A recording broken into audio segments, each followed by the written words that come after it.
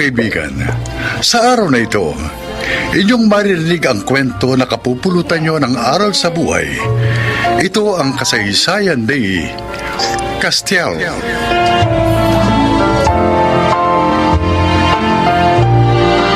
Maaga akong nabiyudo. At dahil sa hindi kami nabiyayaan ng anak ng una kong asawa, ay mag-isa lamang akong nabuhay for 30 years. Hindi na rin ako naghangad noon na mag-asawa ulit dahil para sa akin, si Erlinda lang ang una't huli kong mamahalin. Pero after 30 years, dumating sa buhay ko ang babaeng nagngangalang Roxanne. At siya ang muling nagbigay ng kulay sa aking buhay. Oh, Roxanne! Ay, sir, kayo po pala. Break time yun na, di ba? O, ba't nagtatrabaho ka pa? Kasi po, sir, minabadali na po ito ni Sir Jonas. Kailangan na raw po itong matapos. Oh, ako lang bahala kay Jonas, ha? Alam kong ikaw ang pinakamasipag na empleyado ng factory. Pero kailangan mo rin magpahinga. Sige na, mag-break ka muna. Sige po, sir. Thank you po. Okay. Teka. Saan ka pala umuwi? Sa Kalumpang ho. Naku, malayo din pala rito. At pabuti pa, sumabay ka na sa akin mamaya, no? Total, taga-kainta naman ako. Ay, Dumadaan kasi ako sa Kalumpang. Isasabayan na kita, ha? wala nakakaya naman sa inyo, Uy, sir. no, huwag ka mahiya sa akin. Mabait talaga ako sa mga masisipag na empleyadong katulad mo.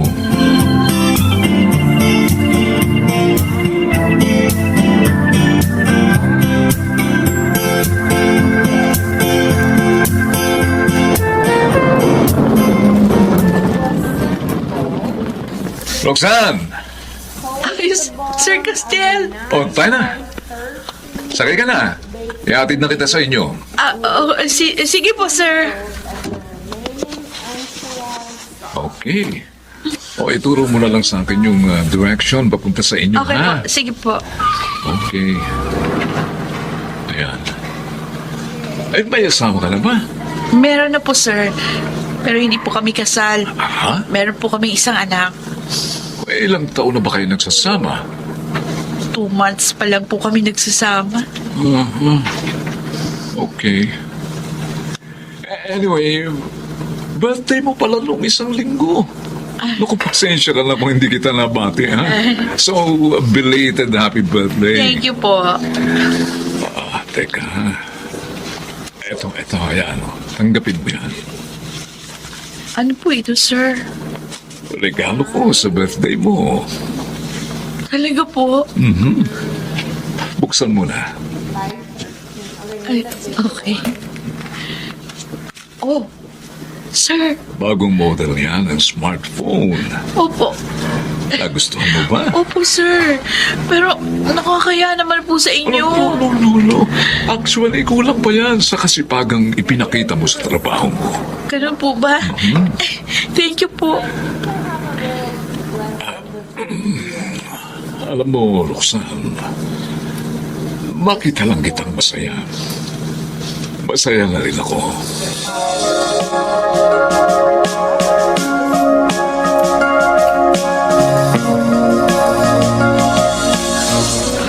Oka, loves. Kumusta naman yung trabaho mo kanina? Marami ka ba naging kliyente? Sinuwerte ako kanina. Malaki na nakuha kong tip sa mga kliyente namin, bakla at matrona. Pero teka muna, sino nagbigay ng bago mong cellphone?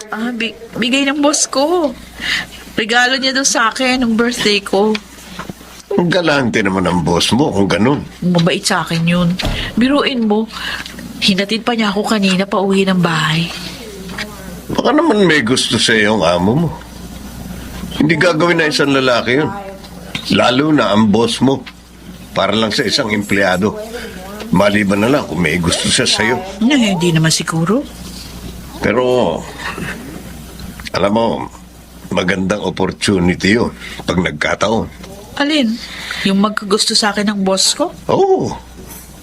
Tirahan mo yung boss mo. Gawin mo uli yung dati mong ginagawa. Muka, nagbago na ako.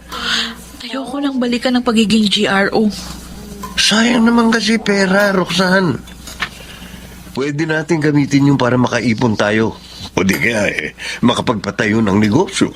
Ayoko samantalahin ang kabaitan ng boss ko sa akin. Ano ka ba? Sa panahon ngayon, utak na ang ginagamit. Maging practical ka. Malaki ang opportunity ang mapupunta sa'yo kapag nagkataon. O, pwede ka pang ma-promote dyan sa factory na pinapasukan mo. Sige, susubukin kong gawin yung sinabi mo.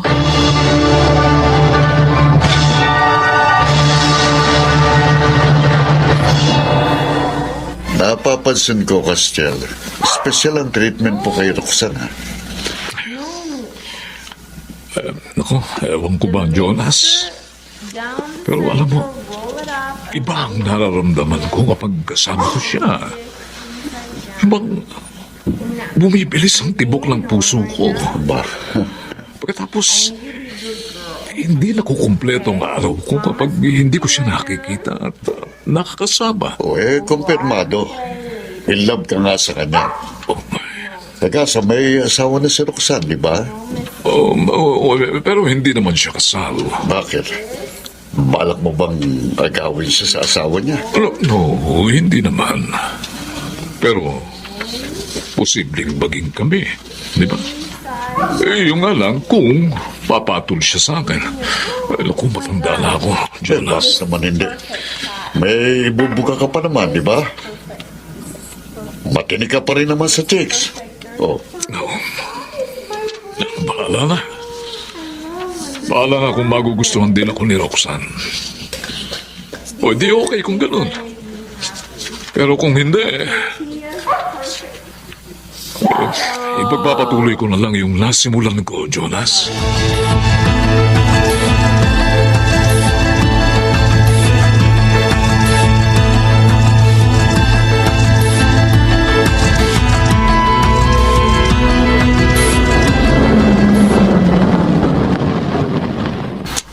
Okay, andito na tayo, Roxanne. Thank you po, Sir Castiel. Sige, bababa na ako. Wait. Sandali lang, Roxanne. Bakit po? Ano ba ang nararamdaman mo kapag kasama mo ko? Okay naman. Masaya. Ang bait-bait niyo sa akin kasi. Kasi, alam mo, paano special ka sa akin? Oh, ano ang ibig niya sabihin? Parang nagkakagusto na ako sa'yo. Oh, Ang totoo, mahal na yata kita. sir. I'm sorry, Roxanne. Kung na-upset ka sa sinabi ko, Hindi po. Ayos lang po. hindi ko lang kasi mapigilan ang nararamdaman ko para sa'yo. Oh, kaya kalimutan mo na yung sinabi ko. Wala naman pong masama kung magsabi kayo ng totoo yung nararamdaman. Hindi ka ba nagagalit o nandidiri sa sinabi ko? Bakit naman ako magdidiri sa inyo? Ang gwapo-gwapo niyo. Mabait. Napakasipag. Sana nga, kayo na lang naging asawa ko eh. Roxanne, Sige na, sir. Lalabas na ako. sige. Good night. Roxanne, si Dion may sakit. Oh, may pera ka ba, Oka? Dali na natin sa doktor ang bata. Wala akong pera. Ha? Ilang araw din akong tumigil sa pagkukulboy. Ikaw ba? Wala na akong pera. Binayad ko na lahat sa utang eh. Ano ba? Ano gagawin natin? Umutang ka na lang sa boss mo. Ano? Total, sabi mo, mabait naman siya. Sigurado, pahihiramin ka nun. Ay, naku, nahiya ako. Pero, sige, susubukan ko. Basta para kay Dion, kakapalang ko lang mukha ko kay Sir Castiel. Oh, we're on start crushing it.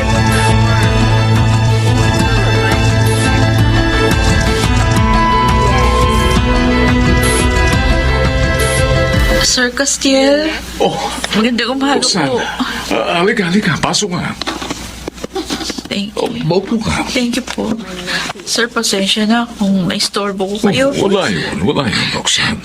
Kaya po ako pumunta dito para po humingi sana ng tulong sa inyo. Kasi yung anak ko po nasa ospital. Ganun ba? Opo. Okay, sige, tutulungan kita. O, magkano ba ang kailangan mo? O mga 10,000 sana. Sorry sir, kayo lang po talaga yung alam kong malalapitan. Naunawaan kita. Wala yun, Roxanne. Wait, ha? Excuse me. Uh, 14. Oh, ito. Ayan. 15,000 yan. Oh, salamat po, sir.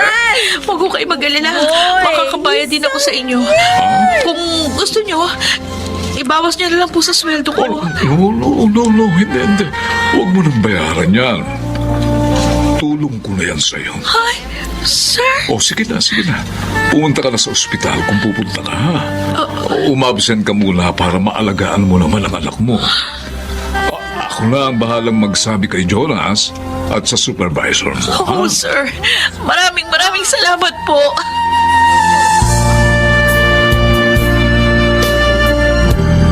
Ate Roxanne, buti dumating ka agad. Yung anak mo. Bakit, Beth? Ano nangyari kay Dion? Nakausap ko na ang doktor ni Dion. Oh. May findings na raw sila sa sakit ng anak mo. Ate, may cancer si Dion.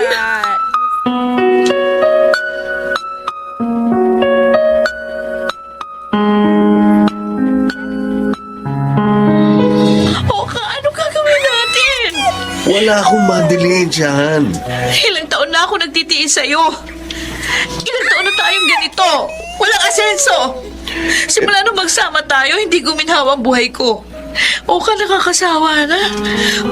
Pagod na ako sa pagtitiis ko sa buhay natin. Mabuti pa nga si Sir Castiel. Nabibigay ang lahat ng pangangailangan ko, samantalang ikaw na asawa ko wala. Eh, ganun naman pala eh. Pumayag ka na lang maging kabit ng matandang yun. Alam mo, dapat pala pinagsisihan ko ng pagpahig ko na makipag-live-in sa'yo. Wala kasi ako na pala sa'yo eh. Ayoko na! Magkanya-kanya na lang tayo!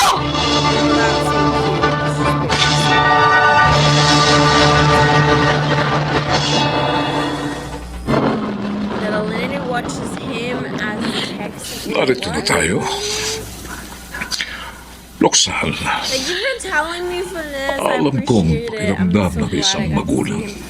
I haven't seen him. Lakasan mo lang ang loob mo. Oh my God, I haven't seen Hindi him pababayaan ng Diyos ang since he anak. was a baby. Salamat, Sir I haven't Castiel. seen him Dahil sa iyo, since kaya lumalakas ang loob ko. 2018. Tandaan mo sana, lagi lang akong darilito sa Yeah, tabi mo I haven't seen him para tulungan ka. since 2019. Espesyal ka para sa But I akin. went right before COVID. Talaga So po. he lives in Cali Mahal with my niya pa brother. rin ako. And my mom doesn't live in Cali. Oo, I Roxanne. never go. I have siblings chat. Ikaw, So all my siblings are half. posible bang They're like on my matutuhan dad's mo rin side, akong mahalin? but kahit not na- on my mom's side. Matanda So na ako. on my mom's side, Alam ko ang hirap na dinaranas mo sa piling ng asawa mong irresponsable. my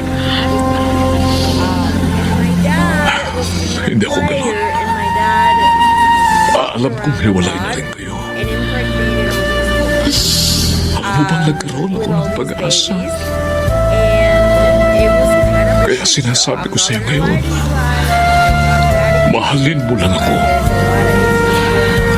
Ibibigay ko ang lahat ng gusto at pangangailangan ninyo ng iyong anak. Gagawin kong maligaya ang buhay niyo.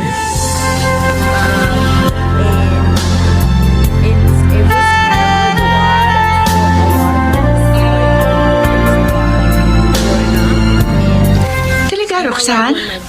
Kayo na ng boss mo? Oo, Mitch. Sinagot ko na si Castiel. Wow. Boyfriend ko na siya. Pero ang tanong, Ateng, mahal mo ba siya?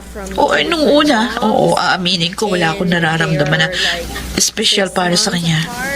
Sinagot ko lang siya para matulungan niya ako sa pagpapagamot kay Dion. Ganon? Oo, pero Mitch, siya kasi yung tipo ng lalaki na madaling mahalin. Napakabait niya sa akin. Sincere. At palagi siyang nandiyan sa tabi ko para damahin ako. Hanggang sa, yun, unti-unti nang na-develop yung feelings ko para sa kanya. Kaya ngayon masasabi ko na rin na mahal ko na siya. Nakalimutan ko bigla si Oka nang dahil sa kanya. Siguro, hindi naging maganda ang intention ko sa kanya nung una. Pero ngayon, handa akong bumawi. Patutunayan ko kay Castiel na tama lang ang naging desisyon niyang mahalin ako.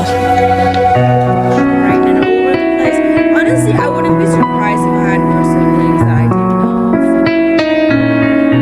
Okay, let's go downstairs. My dog's crazy. Can I eat? Roxanne, may sasabihin sana ako sa'yo. Eat and we're gonna... Ano yun, mahal? Tungkol saan? We're gonna go on the phone. Will you wear this ring? Or my dad knows that. My dad might not Ano know. ibig of it. sabihin Yeah. nito? Yeah. Will you marry me? 6 months pa lang tayo. Sigurado ka ba sa desisyon mo? Roxanne, gusto kitang mapangasawa. Gusto kong My dad's makasama ka family situation. sa mga nanalabing buhay ko sa mundo. At buong puso kong ipinangangako sa iyo na magiging mabuting asawa ko sakaling tanggapin mo ang aking alok. Still. Mahal mo ko, hindi ba? Oo. Mahal na mahal kita. My dad was not a musician. Sa tanong mo kung gusto ba kitang mapangasawa? Yes. Handa akong isuot niyang singsing para sa'yo. Roxanne, Handa akong maging may bahay mo. Handa akong katuwang at kasama mo habang buhay. Roxanne. I love you. Oh, salamat. Salamat, Roxanne. Maraming salamat. Mahal na mahal din kita.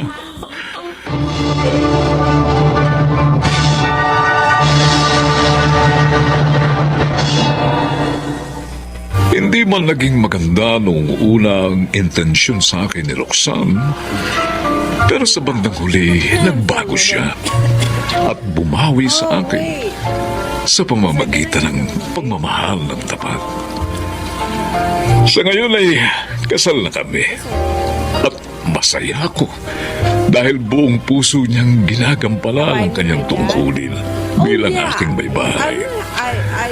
Ako naman, ginagawa ko rin naman ang lahat para maging masaya siya sa aking piling. Ako si Castiel at ito ang aking buhay. Totoong walang pinipiling edad ang pag-ibig. At masaya tayong marinig na masaya na sila Castiel at Roxanne sa kanilang pagsasama sa kabila ng mga pagsubok na dumating sa kanilang buhay. At kahit na maraming kilay ang napapataas sa mga ganitong klase ng relasyon, ay hindi nagpapatinag ang dalawa. Dahil sa pag-ibig, hindi mo na kailangang intindihin ang iniisip ng iba. Dahil ang mahalaga, mahal ninyo ang isa't isa. Mga nagsiganap, Rosana Villegas, Yunel Benamin, Jenaline de la Cruz, Phil Cruz, Susan Robles, at June Martin Legaspi sa papel ng Castiel. Naglapat ng angkop na tunog, Jerry Mutia. Sa musika, Boboy Salonga. Supervisyong teknikal, Bong Buyar at Eric Lucero. Creative Consultant, Phil Cruz. Production Assistant, Anching Cruz. Ito'y mula sa panulat ni Krishna Senga. Sa direksyon, Salvador M. Royales.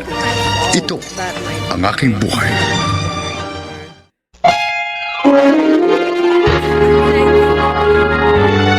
Kauna-unahan sa Pilipinas. Manila Broadcasting Company. DZRH, member, kapisanan ng mga broadcaster ng Pilipinas.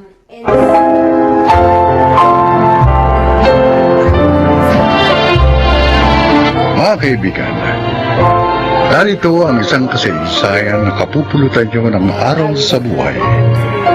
Ito ay ang kasaysayan ni Egay.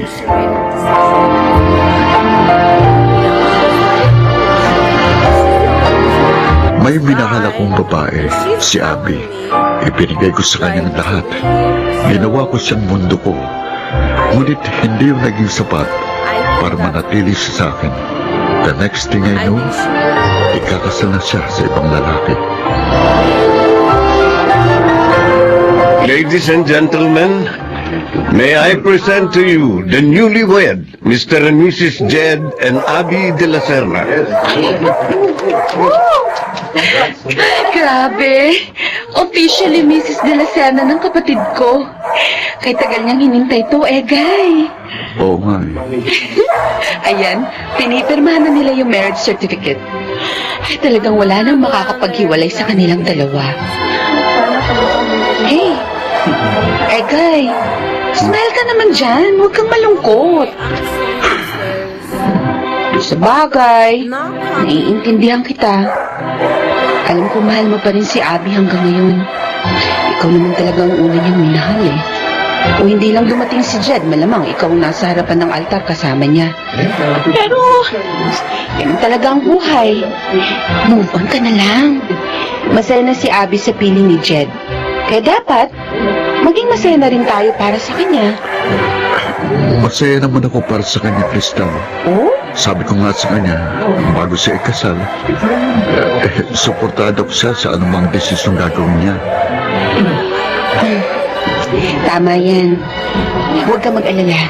Mahahanap mo rin yung totoo mong kaligayahan.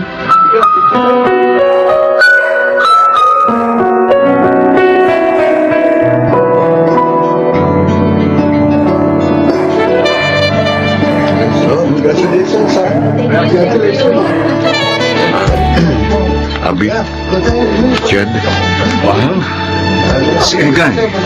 Egay! Akala ko hindi ka makaka-attend sa kasal namin. pwede ba naman hindi? Kaibigan kita.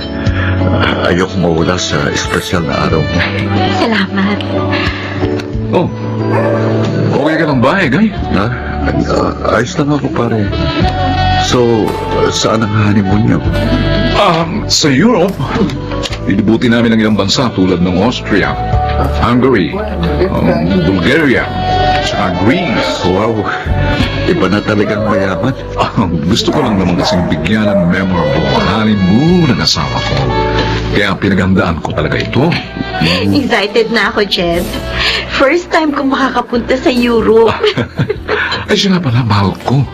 Lumapit na tayo sa iba pang guests, ha? Eh, guys, see you around, ha? Okay, Sandali lang, Jed. Ikaw na muna kumausap sa mga bisita natin. Kakausapin ko lang saglit si Egay. Okay, ilang minuto kayong mag-uusap? Give me 5 minutes. 5 minutes, okay. Sige, maiwan ko muna kayong dalawa, ha? Ako na lang muna ang baka nasa ibang guests. Egay, I'm sorry. Sorry for what? I know, nasasaktan ka pa rin sa nangyari. Please, Abby. Huwag mo nang ipaalala sa akin yan. Sinusubukan ko nang mag-move on. Kaya nga, baka hindi na muna ako magpakita sa'yo after this. At saka, bakit ka pa hingi ng sorry sa akin? Parang ipinakita mo lang na nagsisisi ka sa pagpapakasal mo kay Jed. And I don't think so na nagsisisi ka sa ginawa mo. Ang sayo ng dalawa eh. Kaya para saan pang sorry mo? I just want to make sure na okay ka na. No, I'm not okay. But I'm going there. Anyway, thanks for the wedding invitation. At umattend ako ng kasal niyo. To show na handa ko nang tanggapin yung nangyari. Your presence is highly appreciated. Salamat na marami, Egay. Paano, Abby? Best wishes na lang. Enjoy your life with him. At kapag okay na ako 100%, I would consider na maging ninong sa anak ninyo.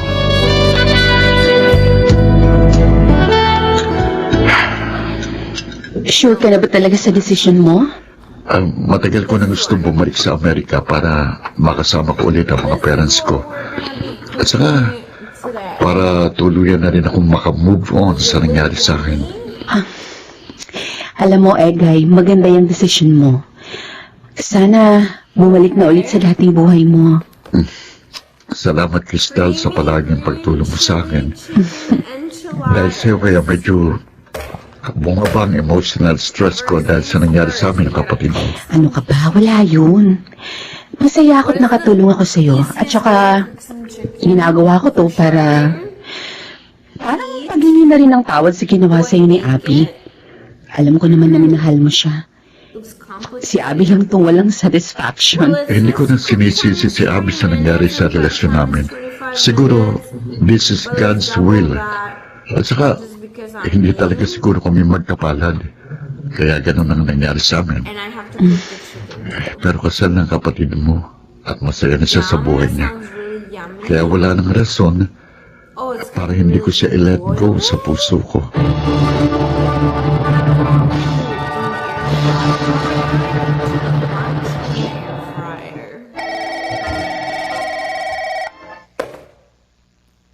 Let me ask my girl.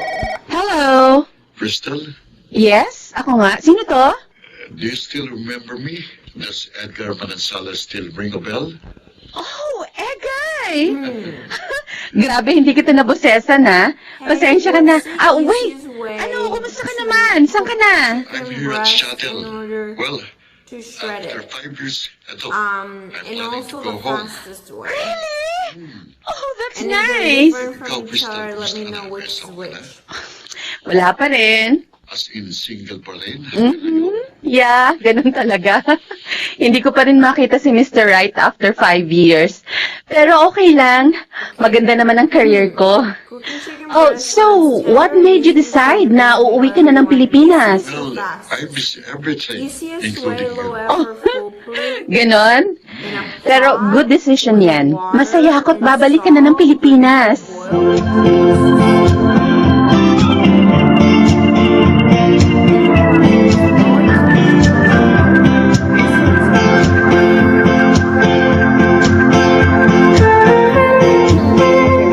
I like that. I like easiest. Yes. Easiest good.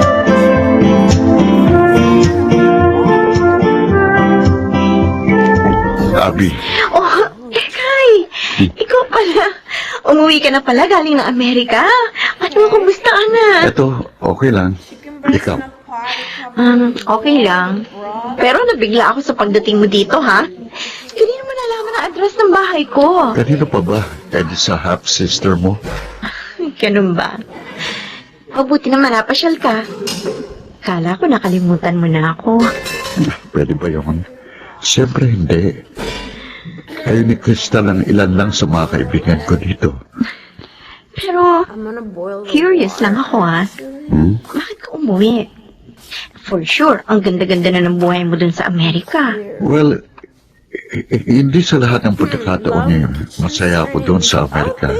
Pero siyempre, hindi may iwasan na ma-miss mo yung lugar na kinalakihan mo.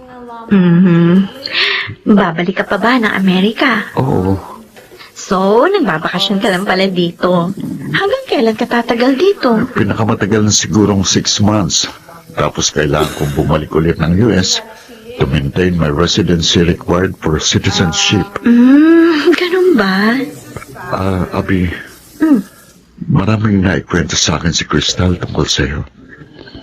Ha? Talaga? Tulad ng, ano?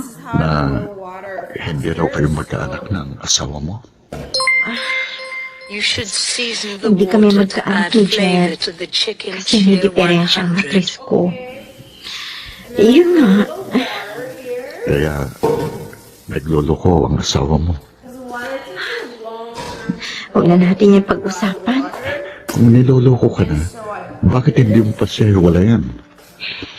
Hindi naman ganun kadali yun, Guy. Mag-asawa kami. At hindi lang kami basta nagsasama. Kasal kami. Bukod sa, mahal ko pa rin si Jet. Abi, you deserve someone better. Yung kaya kang mahalin at panindigan, kahit na may kakulangan sa pagkababae mo. Yung kaya kang tanggapin at respeto.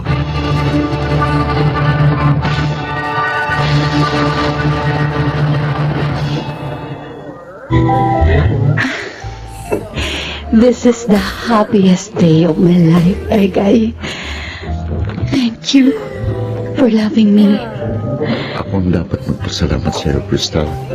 Kasi finally, sinagot mo na ako. Well, naisip ko, bakit ko pa patatagalin? Kitang-kita ko naman na mahal mo talaga ako. At saka, mabuti na rin yung sinagot na kita. At least, akin ka na. Hindi ka na maaagaw pa sa akin ng iba. I promise, hindi mo pagsisisihan na naging boyfriend mo ko. Abby! Come, join us. Ano palang ginagawa mo dito? Ay, may imimit lang akong client dito sa resto. Okay na ni Guy, anong balita sa inyong dalawa? Well, magandang balita. Boyfriend ko na si Egay. Ha? Excuse me. Mag-CCR lang ako. Are you okay, Abby? Medyo sumama lang ang pakiramdam ko.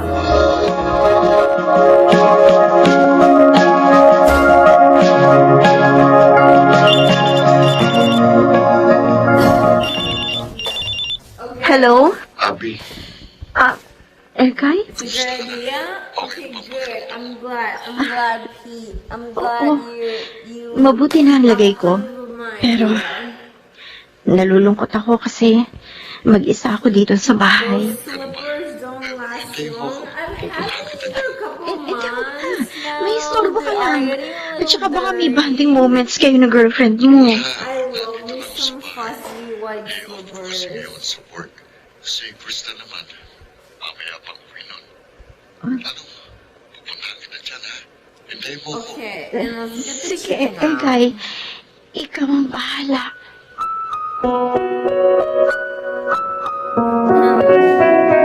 Oh, kumain ka lang ng kumain dyan. Magpakabusog ka. Salamat, Guy. Talagang inasikaso mo pa ako ngayong araw. Sa bagay, palagi mo naman ginagawa ito sa akin. Basta't matiyak ko lang na maayos na ang ligay mo. Oh my God. Okay na ako, kapag din ako.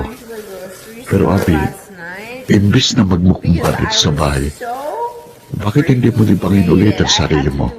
Lumapas ka. Kung gusto mo, maghanap ka ulit ng trabaho para ma-divert yung atensyon mo sa mas mahalagang bagay. Kaysa naman sa panayang asa mong babalik si Jed sa'yo. Hindi na babalik si Jed. Hindi, Guy. Kahit pagbali-balik ka rin man ang mundo, asawa ko pa rin siya. At nararamdaman ko, babalik pa rin siya sa akin. Eh bakit ba sobrang mong mahal na mahal yang si Jed? Anyway, fun Hindi ka na nga niya mahalin, di ba? Hindi na nga asawang turing niya sa'yo eh. Tapos, eto ka pa rin. Abi, gumising ka sa kaibangan mo sa lalaking nun. Makinig ka sa akin. that my Hindi ka pinanganak para magtusa lang habang buhay. Kaya please, pakiusap. Hanggat hindi pa huling lahat. Hanggat nasa katinuan pa ang pag-iisip mo, kalimutan mo siya. add the chicken Matuto kang i-let go ang mga bagay na matagal nang nawala sa'yo. Mabuti ka pa. Na-let go mo na yung mga bagay na nawala sa'yo noon. Hindi ko dapat sinabi sa yung huling sentence na sinabi ko kanina. Dahil kasi sa totoo lang, hindi ko pa na-let go ang nakaraan ko. Anong ibig mo sabihin? May feelings pa rin ako para sa'yo. Kung hindi mo lang sana ako ipinagpalit kay Jed, hindi sana masaya ka na sa buhay mo ngayon. Abi, Kung naging asawa mo lang ako, hindi ko gagawin yung ginawa sa'yo ni Chet. Dahil ikaw lang ang mamahalin ko habang nabubuhay Egay, ako. please, tama na. Huwag mo nang sabihin yan sa akin. Alam mo namang imposible nang maging tayo. May asawa na ako. Ikaw, girlfriend mo na ang kapatid ko. Mas deserving sa pagmamahal mo si Crystal kaysa sa akin. Abi, Masaya na ako sa setup nating dalawa. Hanggang dito na lang yon. Huwag na tayong gumawa pa ng panibagong problema. Abi! Hey, guy! Oy, pumasok na kayo sa loob. Magkasimula ng party. tara na, Abi. Pumasok na tayo sa loob. Mamaya na lang ako papasok. O sige. Mamaya na lang din ako. Magyoyosi muna ako.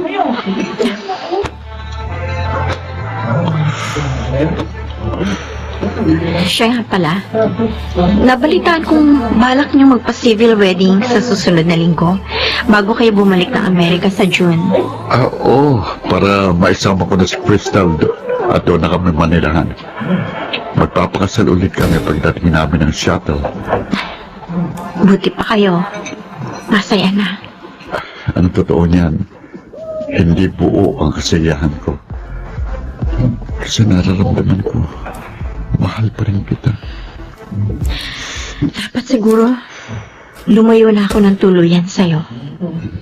Kasi ayoko maranasan ng kapatid ko yung naranasan ko. Guy, ayokong lokohin mo si Crystal. Mahal na mahal ka niya.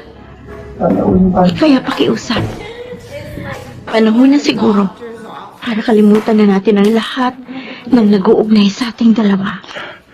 Sinubukan kong kalimutan ka. Pero bakit ganon? Hindi ko magawa. Nandito pa kasi ako. Kaya hindi mo magawa. Don't worry. Pagdating nyo ng US, magiging maayos na ang lahat. Please, Ekay. Promise me. Mamahalin mo si Crystal. Higit pa sa pagmamahal na binigay mo sa akin noon. Promise me also na maging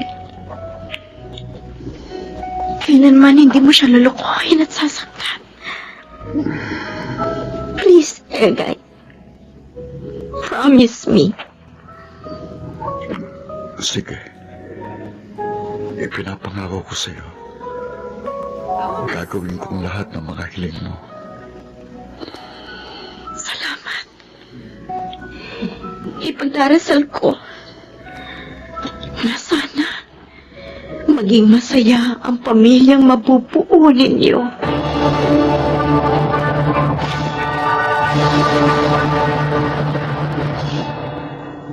Hindi man kami nagkatuluyan ni Abby, pero masaya na rin ako sa aking buhay, kapiling ang aking asawang si Crystal. Mabuti talagang Panginoon kasi alam niya kung ano ang best para sa akin. At si Crystal yun. Ako si Egay at ito ang aking buhay. Alam ng Diyos kung anong makabubuti sa buhay. Kung may mawala man, isipin mo na lang na sa tamang panahon, ibibigay niya ang tamang taong magmamahal, magpapahalaga at susuporta habang buhay. Mga nagsiganap, Chiquit del Carmen Amor, John Legaspi, Jeneline de la Cruz, Lionel Benamin, Rosana Villegas at Phil Cruz sa papel na Egay. Naglapat ng angkop na tunog Jerry Mutiang, sa musika Boboy Salonga, supervisyong teknikal Eric Lucero at Bong Villar, creative consultant Phil Cruz, production assistant Archie Cruz. Ito'y mula sa panulat ni Krishna Senga, sa direksyon June Martin Legaspi at Maynard Landicho Jr. Ito ang aking buhay.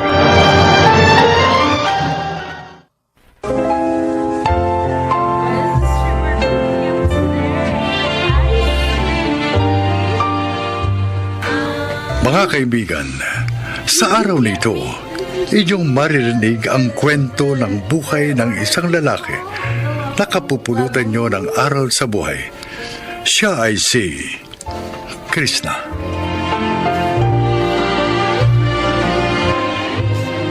Simple lang akong mangarap. Ang gusto ko lang naman kasi yung maging masaya sa buhay. Hindi man ako maging mayaman, pero yung bang nakakakain ako 3 beses sa isang araw. Nabibili ko mga pangangailangan at gusto ko. Pero higit sa lahat, gusto kong maging successful sa aking tinahak na karir. Ang pagiging isang manunulat.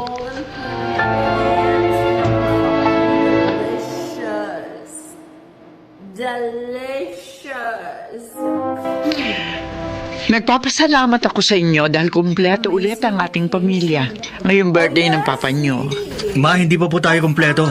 Wala pa po si Krishna. Ha? Ganun ba? Ah, Opo. hindi ko napansin. Darating pa ba yun? Kanina pa siya dapat nandito. It is a matter of cold feet, Ate Fatima. Kaya wala pang bunso natin. Sige, mag-celebrate na tayo kahit wala siya. Total, mukhang hindi na rin naman darating ang lalaki ka. Sir Ismael, Mamila, nandito na po si Sir Krishna. Ay, I'm sorry. Kung na-late ako ng dating. Inabutan kasi ako ng rush hour kaya traffic papunta rito eh. Alas 4 ang usapan, Krishna. Kung umalis ka ng maaga, hindi ka aabutan ng traffic. Pasensya na, Kuya Elmar. Marami lang kasi akong tinapos na trabaho. May trabaho ka pala, Krishna? Hindi namin alam yun. May mga writing jobs ako. Writing jobs na part-time lang.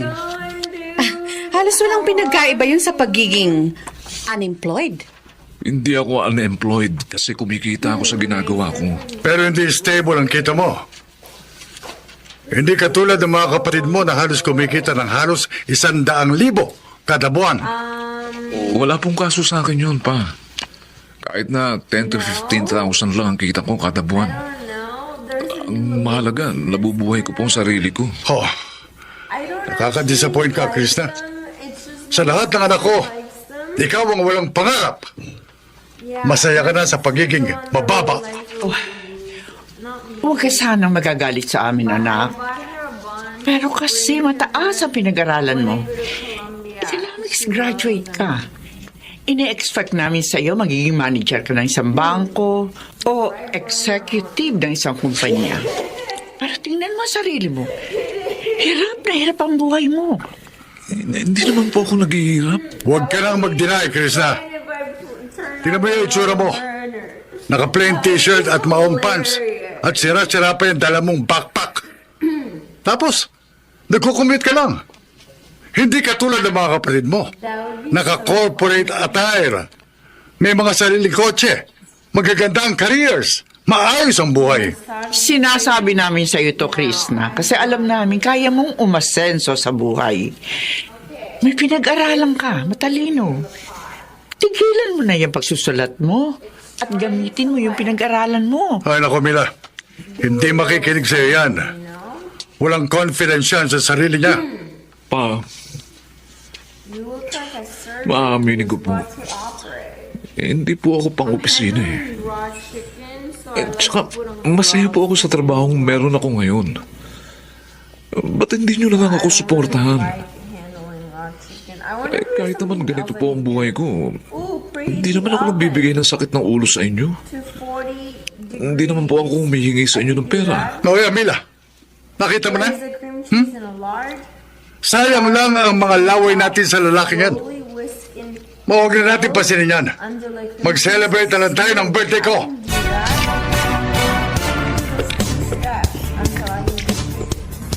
Krishna?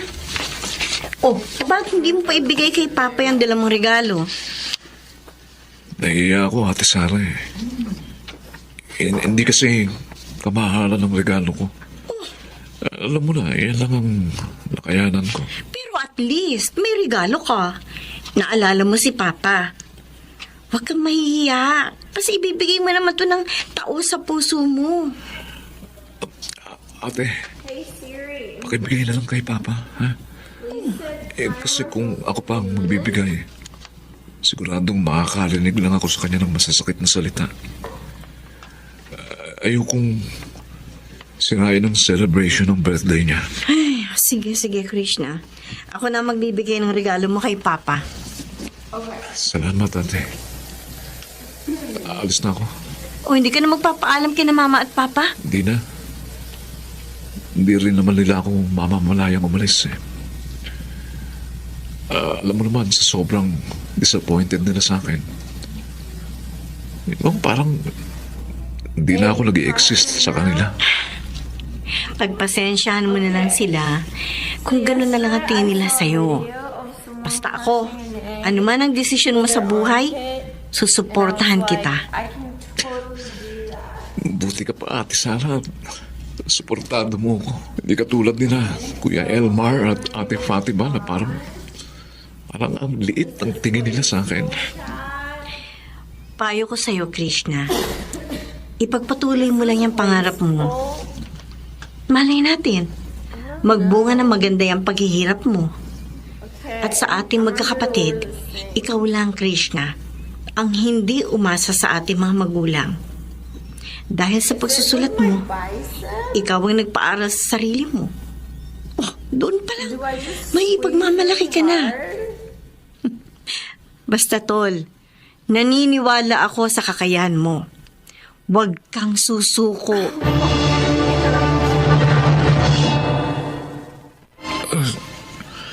Sama ng pakiramdam ko. Sandali. Bakit parang hirap akong magsasalita? Pagkabangon na.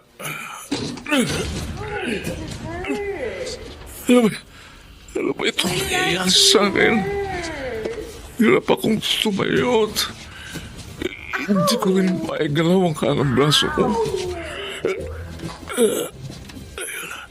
Ayun na sa salamin.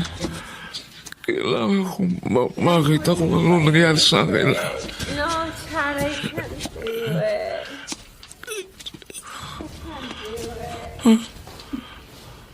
Diyos ko. Nangiwi ang mukha ko. Hindi ko masyadong maigalaw. Halos kalahati ng katawan ko. Diyos ko. I'm kind of sore, but like my Ano ba itong nangyayari sa akin? I got a bruise already. Sarah, wala ka bang balita kay Krishna? Matagal na kasi siyang hindi nagpaparamdam sa akin. Wala pa po, Ma. Susubukan ko po siyang tawagan o di kaya pupuntahan ko po siya doon sa inuupahan niya. Mabuti pa nga, Sarah. I bruised so fucking Ay, easily. ano na kaya? Naku, Mila. Huwag kang masyadong mag-alala dyan sa bunso mo. Anong huwag mag-alala? Magtatatlong linggo na siyang walang paramdam sa atin. Yung anak mo, Ismael, baka may nangyaring masama sa kanya. Hindi naman nakikinig ang bunso mo sa mga pangaral natin eh. Kaya bakit pa natin siya pag-aaksaya ng panahon? Ismael, anak pa rin natin si Krishna.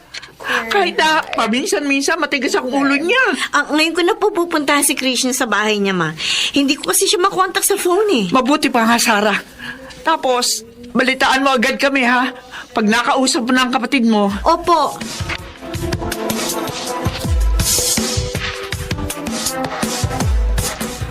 Krishna, ano nangyari sa'yo? Bakit nagkaganyan na itsura mo? Hindi ko alam kung Bell's palsy ba ito o mild stroke. Hindi pa ako nagpapacheck up sa doktor eh. Ano ka ba? Bakit hindi ka pa nagpapacheck up sa doktor? May pera ka ba? Ate, sapat lang sa pagkain at iba pang gastusin ng pera ko. Spouted measuring cup.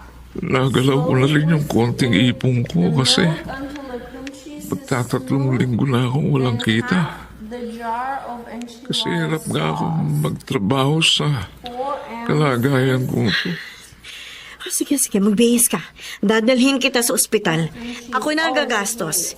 Kailangan mo ma-check up para maagapan yan. Salamat, Ate Sara.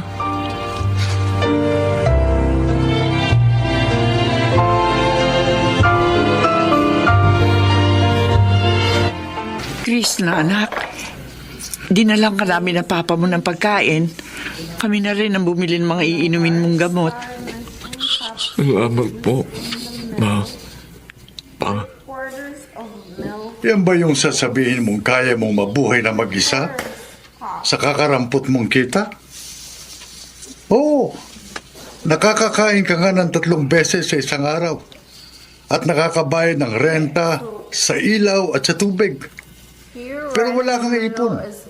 At hindi ka makabili ng gamot na pang-maintenance mo. Alam mo naman, sa simula, kailangan mo ng maintenance medicine. Tama ang papa mo, anak. Ito na, yung sinasabi namin sa'yo noon pa, na dapat nag-iipon ka rin. Dahil hindi natin alam kung anong pwede mangyari sa atin. O, yan, katulad ngayon. Paano siya makakaipon ng pera? Kung part-time lang ang trabaho niya. Magkano lang bang kinikita mo sa pagsusulat? Barya-barya lang. Hindi katulad ng mga nakatatanda mong kapatid. Si Elmar, engineer. Si Fatima, general manager sa isang malaking kasino. At si Sarah, isang journalist. Libo-libo ang kinikita nila, anak. Panahon na siguro, anak, na pag-isipan mo na ang landas na tinatahak mo. Hindi ka mabubuhay kung ganyan lang ang trabaho mo. Anak, mag-isip ka. Gamitin mo yung mga natutunan mo sa eskwelahan. Ito po ang gusto kong buhay. Krishna, hindi ka namin pipigilan kung gusto mong manatili sa pagsusulat. Pero ang sabi lang ng papa mo, humanap ka pa ng ibang alternatibo na pwede mong pagkakitaan. Hindi yan imposible, anak. Kasi napag-aaral mo ang sarili mo noon. Kasi madiskarte ka.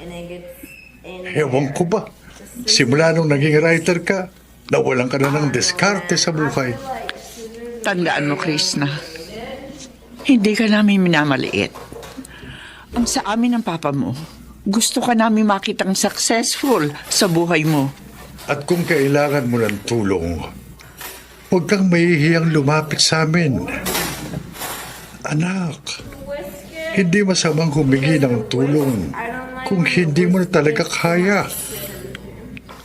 Opo, Pa. Pag-isipan mo ang mga sinabi namin sa iyo, anak.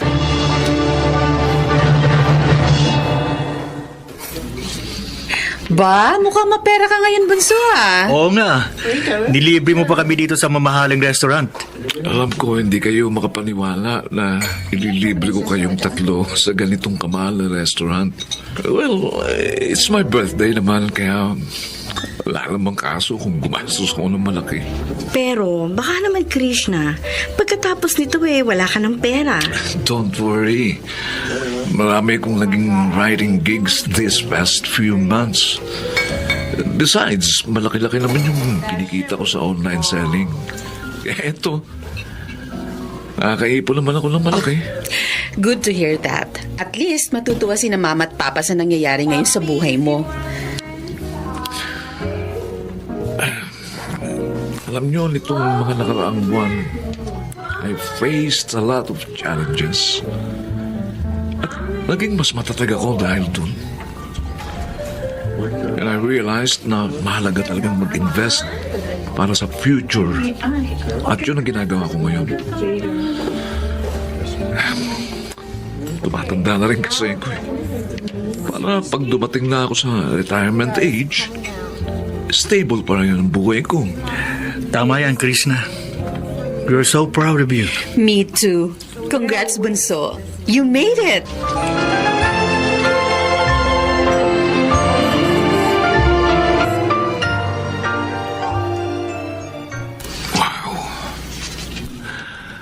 Masaya ako habang tinitingnan ko itong passbook ko. For the last 5 months, nakaipon ako ng almost 300,000 pesos.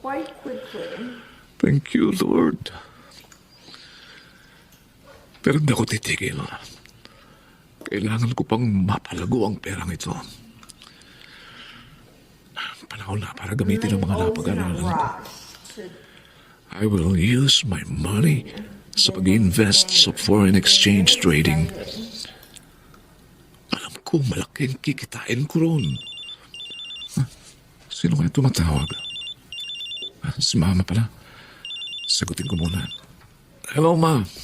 Krishna, anak. Pasensya Top of the morning. Ang papa mo kasi. Wait, Bakit po? Ano pong nangyari kay Papa? Na-stroke ang papa mo. Sinugod namin siya ngayon sa ospital. Ano po? all this will go back to Paisley. Why is she here? Ismael, nandito ang bunso mo.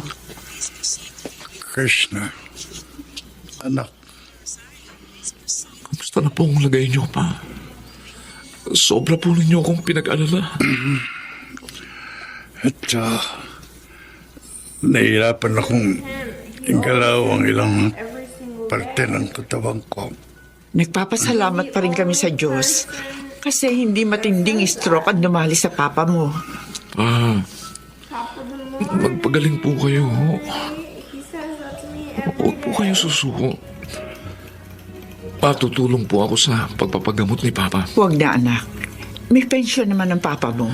I insist, Ma. Ilaan nyo na lang po sa ibang bagay yung pensyon ni Papa. Gusto ko pong makatulong sa inyo. Pero anak, baka mahirapan ka. Don't worry. Kaya ko po. Malaki naman po naipon ko, kaya makatutulong po ako sa mga gastusin nyo, lalo na sa mga gamot. Salamat, anak. Alam mo, Krishna, nagpapasalamat din kami ng papa mo kasi nagkakaroon na ng direksyon ng buhay mo. Dahil po yun sa mga aral na ibinigay nyo sa akin. Mga ginagamit ko po yun ngayon para umasenso ang buhay ko. Pasensya ka na, Krishna, anak. Kung minsan, namamaliit kita. Pa, wala na po sa akin yun. Dahil po doon, kaya binalik ko po yung tiwala at diskarte sa sarili ko. Basta anak, palagi mong tatandaan, proud kami sa iyo. Nagsimula ako sa mababa. Pero ngayon, unti-unti na akong umaangat sa buhay. Samantala, hindi ako umalis sa pagsusulat. Dahil mahal ko talaga ito eh. Pero hinati ko na ang oras ko. Bukod sa pagsusulat, ay naging business-minded din ako. Yes, itinuloy ko ang pagpasok sa investing of foreign exchange trading.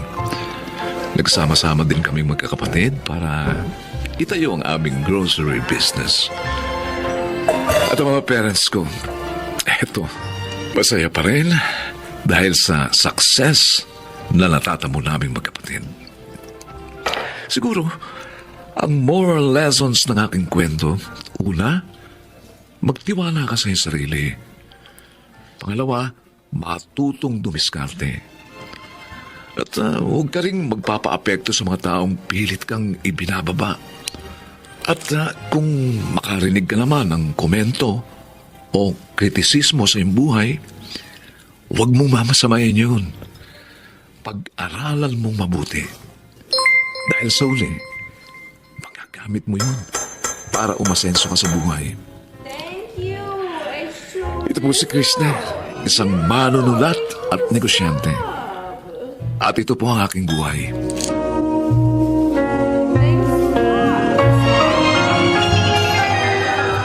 Barag Siganap, June Martin Legaspi, Susan Robles, Bobby Cruz, Bernard Landicho Jr., Jenaline Del Cruz at Chiquit Del Carmen Amor. Naglapat ng angkop na tunog Jerry Muntia sa musika ni Buboy Salonga. Creative Consultant Phil Cruz. Production Assistant Anching Cruz. Ito'y mula sa panulat ni Krishna Senga sa direksyon Salvador M. Royales. Ito ang aking buhay.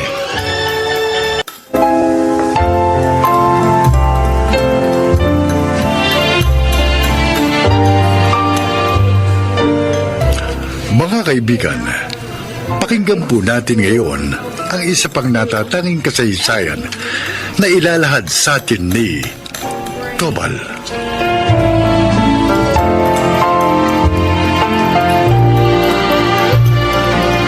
Isang beses lang akong umibig sa isang babae at yun ay si Stella. Unang kita ko pa lang sa kanya, agad nang tumibok ang aking puso at sinabi ko sa aking sarili na siya na ang the one. Hindi nagtagal, naging kami ni Stella. Pero maraming pagsubok ang dumating sa aming relasyon. Isa na rito ang pagtutol ng kanyang mga magulang at ito ang aking buhay.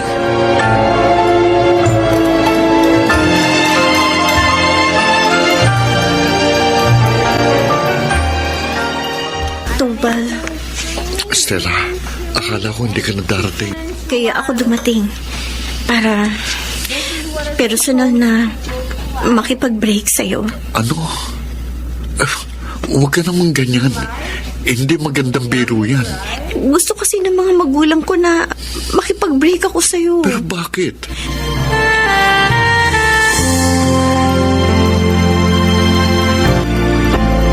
Stella, Tubal, anong ginagawa mo dito sa Mandawi? gusto lang kitang kumustahin. Pero huwag kang mag-alala. Hindi kita guguluhin sa pag-aaral mo. Namiss kita. Ako rin. Kaya nga, pumunta ako dito sa Mandawi para magpaalam sa'yo. Ha? Bakit? Saan ka pupunta? Sa Maynila, doon na ako mag-aaral at maghahanap buhay. Ganun ba? Ibig sabihin, mas lalayo pa pala ang distansya nating dalawa. Pero bago sana ako umalis, may gusto kong itanong sa'yo. Ano yun? Tinatanggap mo ba ako bilang asawa mo? Oo naman. Pero teka, pakakasalan mo ba ako? Oo. Gusto ko sana bago tayo magkalayo, magpakasal muna tayo sa West. Sige na, Stella. Para kahit nang magkalayo tayo, wala nang makapaghiwalay sa atin. Sige. Sige. Pumapayag ako makasal sa'yo. Salamat. Salamat. Basta pangako ko sa'yo. Babalikan din kagad kita oras na makatapos na ako ng aking pag-aaral. At ipinangangako ko, magiging mabuting asawa din ako sa'yo.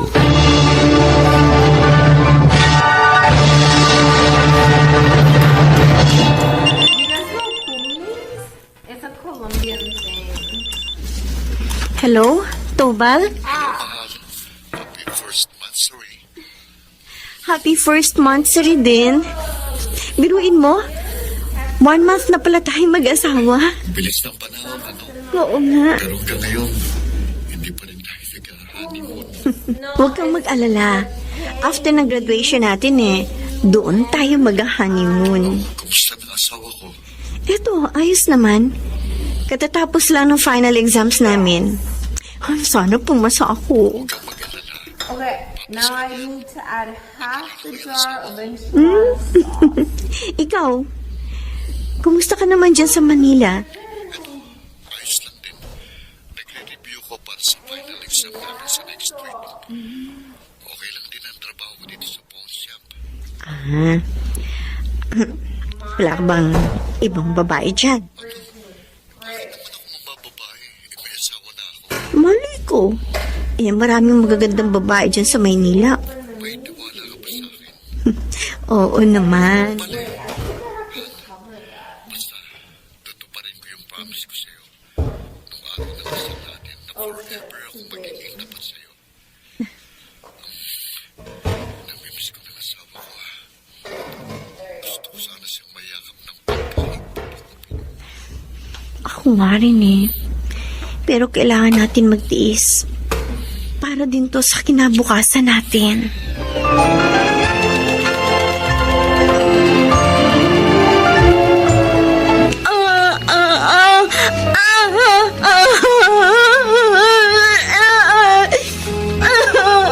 Ay, Ate Stella, huwag mo piliti magsalita kung hindi mo kaya. Nakausap na ni Mama at Papa yung mga doktor. Sabi nila, Naapektuhan daw yung speech ability mo.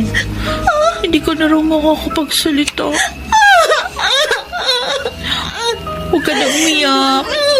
Nasasaktan kami, ate.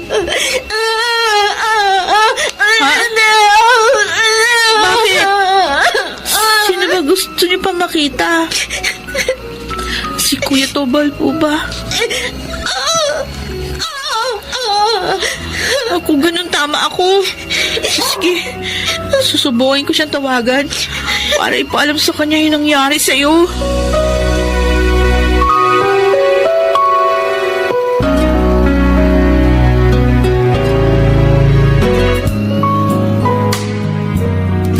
Stella, anak. Tara, maghapunan na tayo. Anak, bakit? Teka, brown envelope? Bakit? Oo, sige. Bubuksan ko. Stella, ano ito? Marriage contract niyo ni Tobal? Ano? Ang ibig sabihin? Mag-asawa na kayong dalawa? Pero Stella, bakit mo naman ginawa ito sa amin? Alam mo naman, ayaw namin sa lalaking yon. Pero bakit sinuway mo pa rin kami?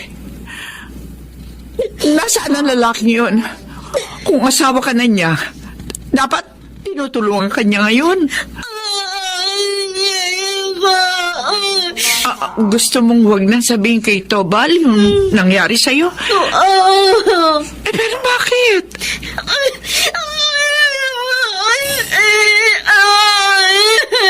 Ayaw mong sabihin sa kanya ang totoo. Kasi natatakot ka na baka iwanan ka niya dahil sa nangyari sa'yo.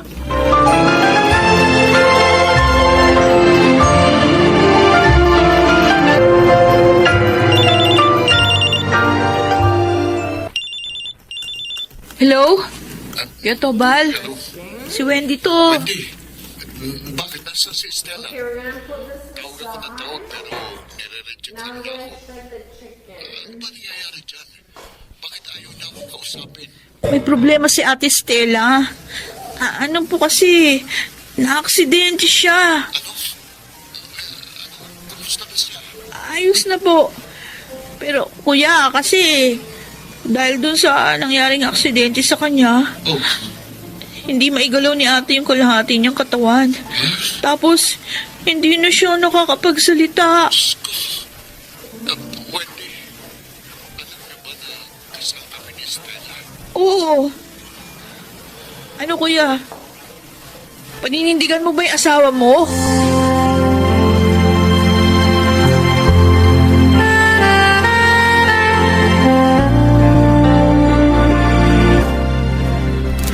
Stella, anak, meron kang bisita.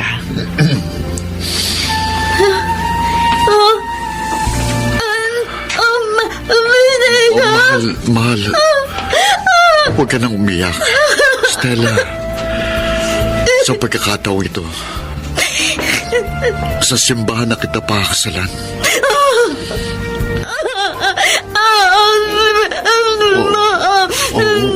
Walang nagbago sa pagmamahal ko sa'yo. Tanggap kita kahit ano pang itsura mo. Kahit ano pang kapansanan mo ngayon. Nandito ko para tulungan ka. Para alagaan ka. Para paglingkuran ka.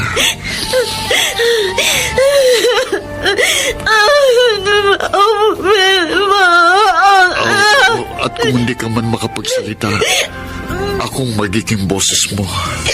Basta, hindi ko makakalimutan yung mga ipinakako ko sa'yo nung araw na ikasal tayo. Na mamahalin kita at magsasama tayo habang buhay.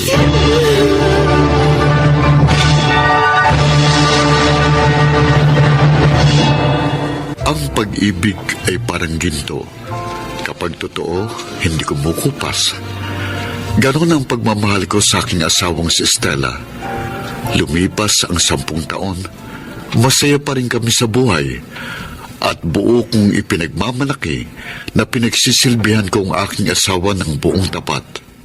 Samantala, pagtitinda ng barbecue sa tapat ng aming bahay ang pinagkukunan namin ng kabuhayan sa ngayon. At salamat sa Diyos, nakakaraos kami sa araw-araw. Hindi ko kailangan ng maranyang buhay dahil para sa akin, ang makasama ko ang aking asawa sa araw-araw ay sapat na para sa akin. Ito po si Tobal, mapagmahal na asawa, at ito ang aking buhay. Mga nagsiganap, Chiquit del Carmen Amor, Lionel Benamin, Susan Robles, Angelo Alcantara, Rosana Villegas, at Chiquit del Carmen Amor sa papel na Stella. Naglapat ng angkop na tunog, Jenny Mutia, sa musika ni Buboy Salonga. Supervisyong teknikal, Eric Lucero at Bong Muyar. Creative Consultant, Phil Cruz. Katulong sa produksyon, Anching Cruz. Sumulat ng ating kasaysayan, Krishna Senga. Sa direksyon, Salvador M. Royales. Ito ang aking buhay.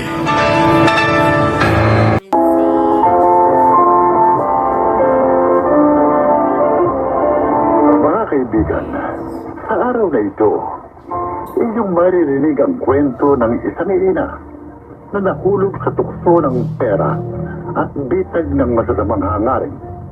Siya ay si Erlinda.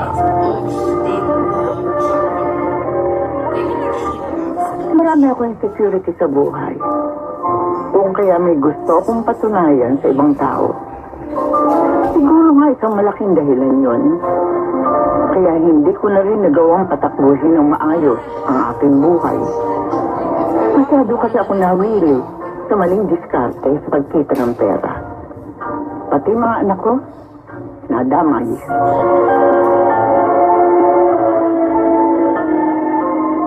Nay! Bakit kailangan isang latirahan nyo na naman yung isang kwartong paupan sa kabilang bahay? Halos nakasala na po lahat ng mga kwarto na. Bili nga kasi tayo ng 2 aircon. Sige, isa tayo. Ay, hindi ko na kayang init ang panahon. Parang mamamatay ako araw-araw. Paano po pagtubo sa mga yun? Ang malaki pang problema, kapag nalaman yan ni Tito Ador, nakakahiya naman sa kanila ni Tita Nora. Pinamahala lang sa inyo yung paupahan nila. Yung nabuso niyo naman. Hindi ko pinoproblema pagtubo sa mga yon. Lalo at dating ng dating ang pera sa mga palad ko. Kaya bago malaman ng Tito Ador mo na nakasanla yung mga paupahan niya, abay tsak, natubos ko na lahat ng mga yon. Hindi, kung tutuusin, pwede naman po tayo mamuhay ng simple. Pagkakasya na po natin na kinikita ko bilang receiving clerk sa supermarket. Ako, Jamie, tigilan mo na nga ako sa kakakontra sa mga diskarte ko. Ako pinakikalaman. Pareho kayo ni Kuya Justin. Puro pa na lamang sa kapwa ang alam. Pati tuloy ako. Hindi na ako makatingin diretso sa mga tao na kakasalubong ko sa labas.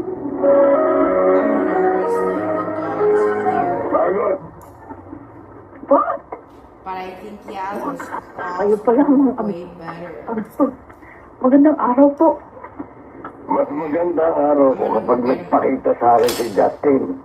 Hindi tumutupad sa pinangako niyang pagbabayad ng utang yung living partner mo. Maniwala po kayo sa hindi. Halos hindi po umuwi sa tinutuluyan namin si Justin. Hindi ko nga po alam kung saan nagpupunta yung tao yun. Isa na nga masasabi ko ha. Kapag hindi pa siya nakipag-usap tungkol sa klase na sa akin, pasasabugin ko ang buo niya. Isang bala lang ang katapat niya. Buti naman, sumipot ka rito, Justin. Ang daming naniningil sa'yo rito. Halos buong barangay, nautangan mo na yata. Pati ako, ginugulo eh. Ay, relakan ka mo sila. Patataan ba't mababayaran ko rin sila? Lalo na't may ibababa na namang cash assistant sa barangay. Oh? Uy, oh. Sali mo ko riyan, ha? Lista mo pangalan ko. Oo naman, Nay. Ano na lang ang silbi ko bilang barangay treasurer? Kung hindi ko kayo ililista ni na Margot, Pati na rin si Jamie. Abay, dapat lang sa dami ng utang mo sa akin, dapat lang ako makinabang sa mga kinukurat mo sa barangay. Don't worry, Nay. Hanggat nakapwesto ako sa barangay, mananagana ka sa akin. Pero wag mo nang uulitin na nagpapunta ka na ibang tao sa barangay para kunin yung ayuda ko. Dahil kapag ginawa mo ulit yun, hindi ka na makatutuntong sa bahay na ito. Kumusta, Margot? Nakakuha ka na ba ng mga dami na ililista kong beneficiary sa darating na bagong cash assistant? Oo. Gusto nga kinukumpleto ko nga yung mga address na gagamitin nila rito. Mga taga-ibang barangay kasi sila, kaya kailangan address ng mga taga-rito na gagamitin nila. Sige. Hihintayin ko nung makumpleto mo yung malistahan na yan. Para matrabaho na namin agad yan ni Justin. Oo. Basta liwanagin mo rin sa mga tao na yan, ha? Na 500 piso lang ang ipaparte natin sa kanila sa kabuuang 4,000 pisong ayuda. Uy, kuya ha? Huwag na huwag mo ililista ang pangalan ko sa barangay para gamitin sa cash assistance sa ipamimili ha? Anong problema doon? Kahit hindi ka naman sumipot doon, pwede ko naman kunin yung pera dahil kapatid kita. Madidiskarte ako isang nagbibigay ng pera. Eh bakit mo kasi ayaw mo intindihin na ayoko maging bahagi ng korupsyon na ginagawa mo sa barangay? Kung si inaenganyo mo, dahil sa kalokohan mo, wag ako. Pwede ba, Jamie? Huwag mo nang pahabayin itong usapang ito. Kung ayaw mo, hindi wag. Hindi naman talaga sa'yo mapupunta ang pera. Dahil dami ka lang din. Tapos! Hanggang kailan ka ba magiging ganit sa pera, kuya? Hanggang lulong ka pa rin sa pangangarera mo? Sa pag-online sabong mo? Hanggang isang araw, matuklasan mo na lang na wala ka na rin dignidad dahil ang perang para sa mahirap natin ka barangay. Binubulsa mo!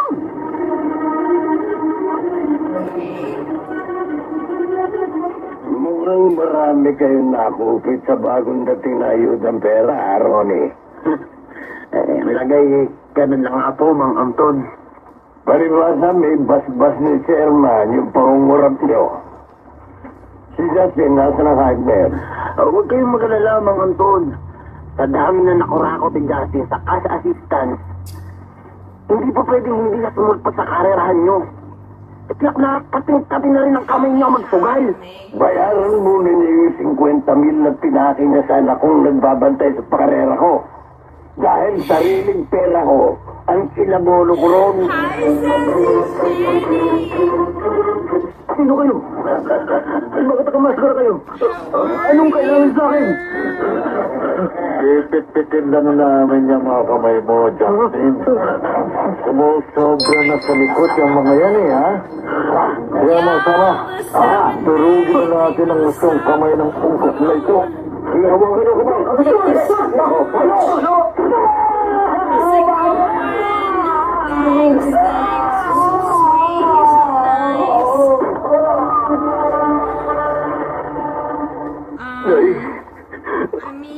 Ang sakit ng mga kamay ko. Hindi ko maigalaw. Anong maigagalaw mo yan halos dinurog ng mga tao umatake sa'yo yung kamay mo. Paglabas ko dito sa ospital, magbabayad sa akin kung sino ng mga hayop na yun. May isa ka pang mas malaking problema, Justin. Nagkakagulo sa barangay ngayon. Sumugo doon yung mga taong kinuha ni Margot sa dami para kumulekta ng ayuda. Hindi pa na ibinigay ni Margot yung usapan ni Manda kada taong kausap niya. Ano?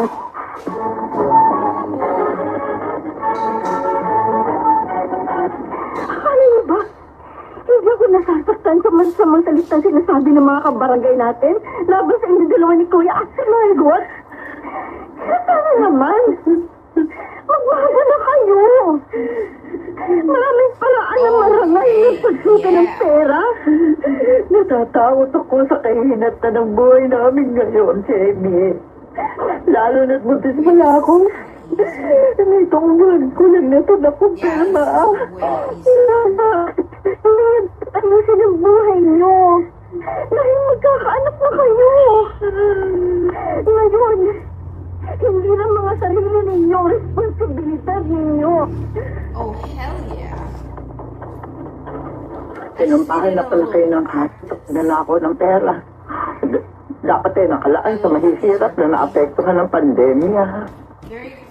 Hindi po nauunawa ng mga paulit-ulit na paalala sa akin ni Jamie, Inay. Nakinig lang ako sa kanya sa simula pa lang. Ako naman, tatanggap ko lang mante. Galing sa Tito Adorno. Ipagagawa raw nila yung bahay paupahan nila. Kaya kailangan maabisuhan yung mga nangungupahan magsilipat na. Pero paano kung gagawin yun? Eh, nakasang lang sila lahat ang parte doon. Wala naman akong perang pagtubo sa mga yun.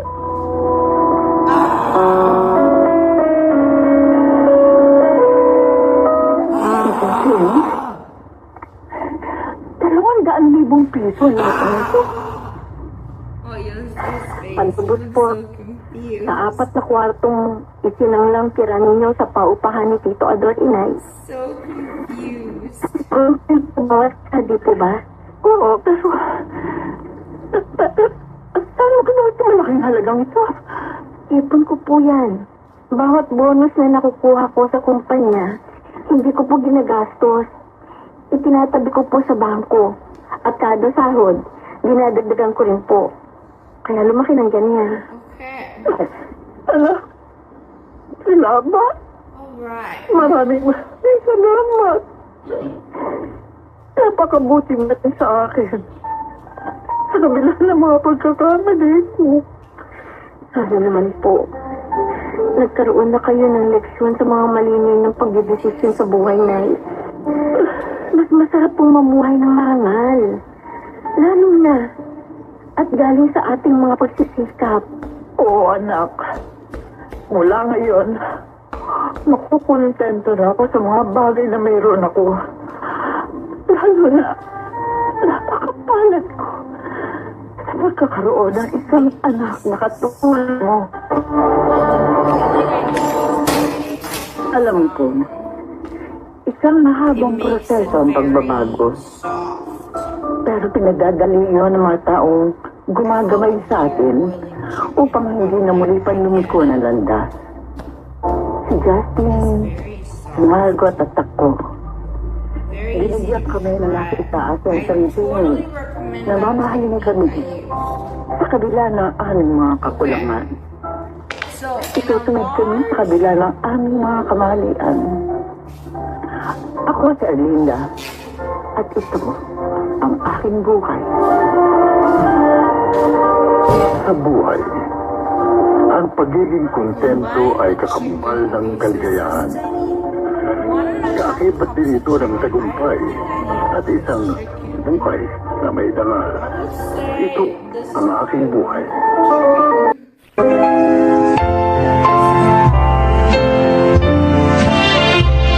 Mga kaibigan, sa araw na ito, inyong maririnig ang kwento ng isang ama na walang katumbasang pagmamahal na inukol sa kanyang pamilya.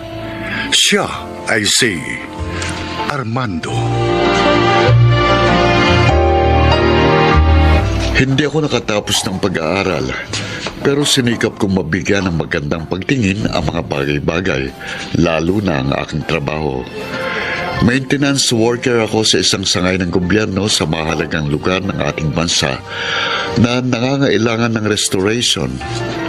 Mahal kong aking trabaho dahil ito ang pangunahing bumubuhay sa amin ng aking pamilya.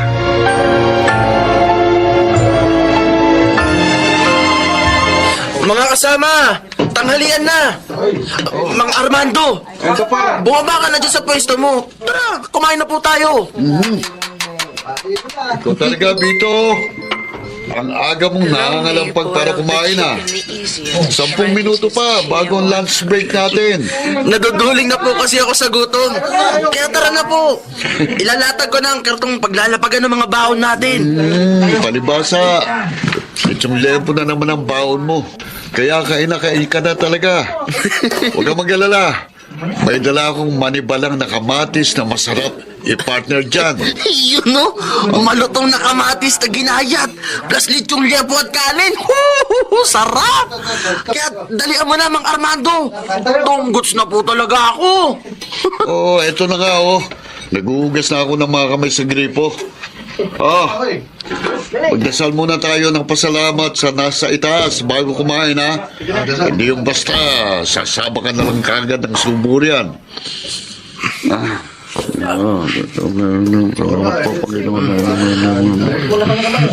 Ayos na. Sige. Ang tagal na rin po ba ng ninyong maintenance worker ng agency, Mang Armando? Oo. Binata pa ako nang mapasok dito eh. Nagkaasawa na ako at nagkaanak. Nandito pa rin ako. Hindi po kayo tumatanggi? Kahit na sa malayong lugar kayo madestino? Kasi nga, mawawalay kayo sa pamilya nyo. Dito, wala sa bukabularyo kong pagtanggi sa trabaho. Kahit nasa dulo pa ng Pilipinas sa mga gusaling nangangailangan ng restorasyon, tatrabahuin ko. Ayokong palampasin ang pagkita ng pera para sa pamilya ko. Lalo na ngayon, pareho nang nasa kolehiyong mga anak ko.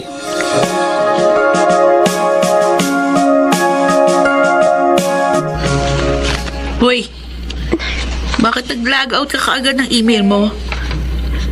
May nakita ako doon, ha? Meron ako nabasa. Patingin nga. Ayan ka na naman, ate. Nakikialam ka na naman sa buhay ko. Nabasa ko, bagsak ka sa zoology subject. Ay, ano ngayon? Susumbong mo ako kay Itay. Bakit naman kasi kukuha-kuha ka ng biology? Hindi mo naman pala kayang panindigan. Yung professor ko kaya may problema.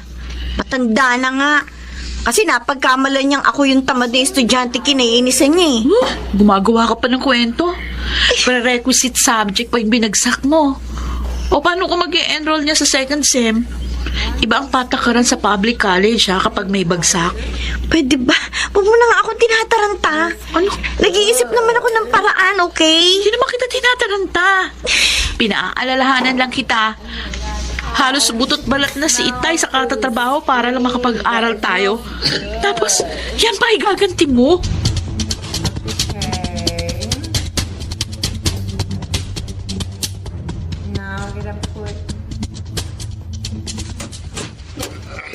Armando? Bakit yata parang hindi maipintay ang mukha mo? Tsaka, bakit hagod mo yung balakang mo? Mayroon bang masakit sa'yo? Ilang araw na kasi ako nahihirapang umihi eh. Paudlot-udlot na kasi ang pag-ihi ko na hindi ko maintindihan. Ang mabuti pa, bukas na umaga, punta na tayo sa doktor. Mainim na yung mga check-up ka para magamot agad kung ano man yan. Hindi pa pwede, Liway. Bukas ang alis namin papuntang Kalamba para kumpunin ang ilang sirang bahagi ng bahay ron ng mga Rizal. Ako mamumuno sa mga taong magtatrabaho ron, kaya kailangan naroon ako. Sus mo, Diyos, para mga doon. Isasapalaran mo ang kalusugan mo para lamang sa trabaho mo. Baka nakakalimutan mo. Iisa lang ang buhay mo at dapat mo itong ingatan.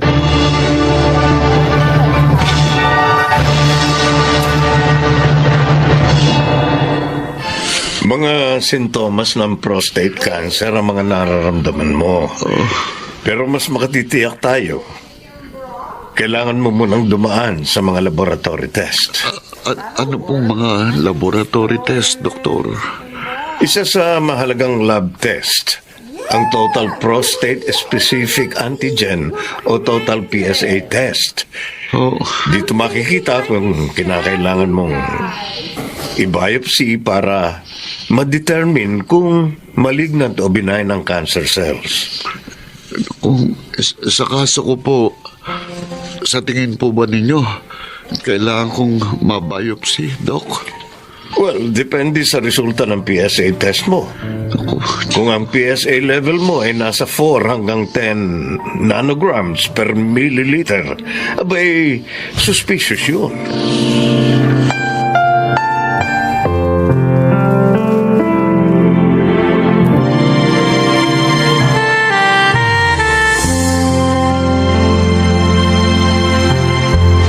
Positive sa prostate cancer ang itay niyo.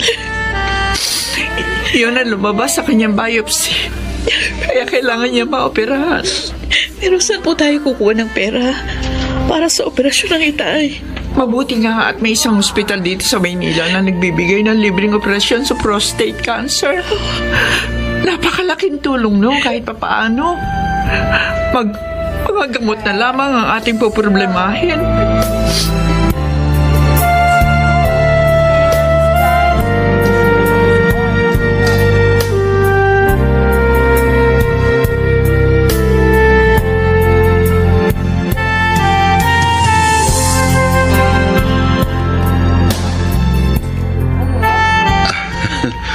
Siguradong gagaling na ako kagad. Kasi nga, dinalaw ako ng paborito kong anak. Huwag niyo nga ako nistirin dyan, Tay. Alam ko naman po si Ate Amor ang paborito ninyong anak eh. Hindi. Ikaw ang paborito kong anak. Dahil ikaw palaging isinasama ko sa aking mga dalangin. Na sana, gabayan ka lagi ng nasa itaas sa tamang pagdedesisyon, lalo na sa pag-aaral mo. Tay naman eh. Kinukonsensya pa ako. Totoo yun. Ikaw palaging laman ng aking mga dasal, anak. Pwede naman po ninyo akong pagalitan. Ang gusto ko, ayusin mong pag-aaral mo sa pagkakataong ito, ha? Tandaan mo, ikaw ang gagawa ng sarili mong kapalaran. Opo, Tay. Pangako po. Mag-aaral na po akong mabuti sa susunod na semester. Pahalagahan ko na po ang pag-aaral ko.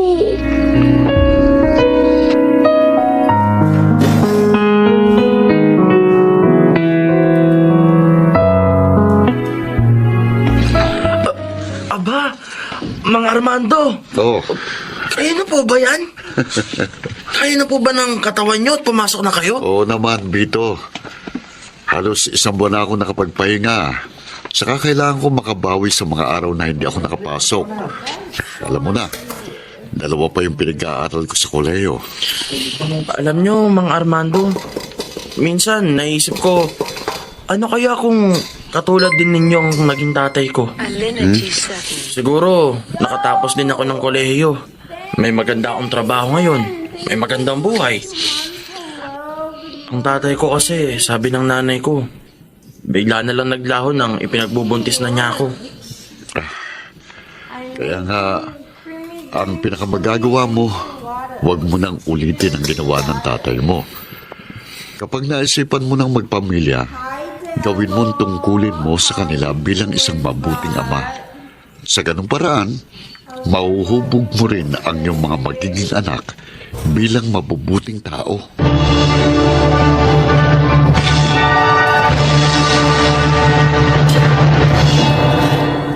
Ipinagmamalaki kong ang lakas ko bilang isang ama ay sa pamilya ko nagmumula. May munti mga pagkabigo sa panig ni Jasmine. Wala pa rin akong hiling na dalangin kundi ang kanyang kabutihan. Nakahanda pa rin akong gampanan ang aking responsibilidad at pananagutan. Ako si Armando, isang ama, at ito ang aking buhay. Kaloob ng nasa itaas ang isang pamilya, tulad ng pagkakaloob din ng isang hindi matutularang haligi ng tahanan na ang pagsisikap ay nakalaan para sa mga mahal sa buhay. Mga nagsiganap, Angelo Alcantara, Lionel Benjamin, Susan Robles, Rosana Villegas, Chiquit del Carmen Amor, at Phil Cruz sa papel na Armando. Naglapat ng angkop na tunog Jerry Mutia sa musika ni Buboy Salonga. Supervisyong teknikal Eric Lucero at Bong Muyar. Creative Consultant Phil Cruz. Production Assistant Anching Cruz. Ito'y mula sa panulat ni Sel Barlam. Sa direksyon Salvador M. Royales. Ito ang aking buhay.